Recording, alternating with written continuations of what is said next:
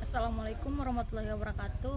Perkenalkan, nama saya Adelia dengan NIM 23650152. Jadi di sini saya akan menjelaskan kasus keamanan jaringan dalam perspektif cyber law dan undang-undang ITE. Baik, langsung saja. Keamanan jaringan menjadi salah satu aspek vital dalam dunia digital karena hampir semua aktivitas saat ini bergantung pada jaringan komputer. Ancaman seperti peretasan dan serangan DDoS menunjukkan bahwa jaringan sangat rentan terhadap serangan. Oleh sebab itu, sistem jaringan harus dilindungi secara teknis dan legal.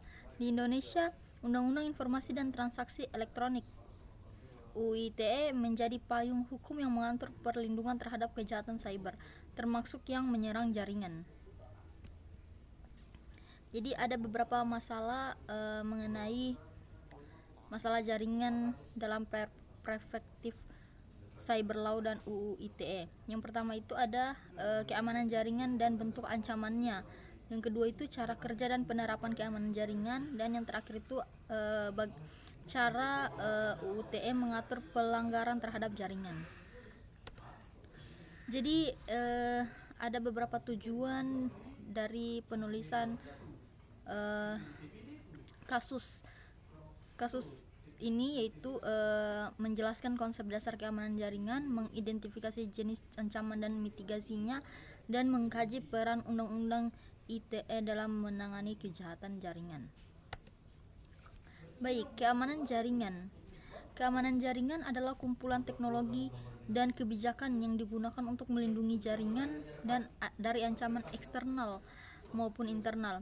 Jadi beberapa teknologi utama yang digunakan untuk pengamanan jaringan adalah firewall, VPN, IDS, IPS, dan enkripsi. Tujuannya adalah untuk menjaga kerahasiaan, integritas, serta ketersediaan data yang dikirim melalui jaringan. Undang-Undang ITE. Konsep dasar cyber law di Indonesia yaitu Undang-Undang ITE yang berlaku untuk mengatur aktivitas di ruang digital. Undang-undang ini memuat pasal-pasal penting terkait keamanan jaringan seperti pasal 30 tentang akses ilegal, pasal 32 tentang kerusakan data elektronik, dan pasal 46 tentang sanksi pidana. Regulasi ini menjadi pedoman hukum dalam mengatasi tindak kejahatan cyber. Studi kasus. Jadi serangan DDoS terhadap situs resmi Kementerian di Indonesia pada tahun 2021. Serangan ini menyebabkan situs tidak bisa diakses selama beberapa jam dan mengganggu layanan publik.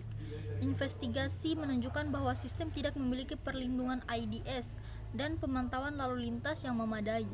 Kasus ini menunjukkan pentingnya penerapan keamanan jaringan yang kuat.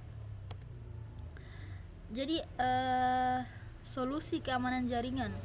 Langkah atau solusi yang dapat diterapkan untuk menjaga keamanan jaringan diantaranya itu adalah menggunakan firewall untuk penyaring lalu lintas jaringan, VPN untuk menjaga privasi koneksi, IDS atau IPS untuk mendeteksi dan menghentikan serangan, serta segmentasi jaringan agar sistem tidak terbuka sepenuhnya. Monitoring aktif juga sangat penting untuk mendeteksi ancaman secara real time. Peran Undang-Undang ITE. Undang-Undang ITE menjadi landasan hukum yang penting untuk mengatur dan menindak pelanggaran terhadap sistem jaringan. Dengan adanya Undang-Undang ITE, pelaku kejahatan cyber dapat dikenakan sanksi pidana dan denda sesuai pasal yang berlaku.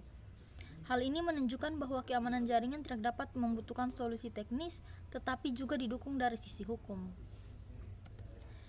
Baik, berdasarkan studi kasus dari keamanan jaringan dalam perspektif cyber law dan undang-undang ITE itu adalah keamanan jaringan ini hal yang krusial di era digital, terutama untuk mencegah kerugian akibat serangan cyber. Undang-undang ITE menjadi instrumen hukum yang penting dalam menindak pelanggaran tersebut. Sebagai saran, perlu dilakukan peningkatan sistem keamanan secara teknis serta sosialisasi dan penegakan hukum yang lebih baik agar masyarakat lebih sadar akan pentingnya keamanan jaringan. Baik, mungkin itu saja yang bisa saya jelaskan. Lebih dan kurangnya mohon dimaafkan. Akhir kata saya ucapkan terima kasih.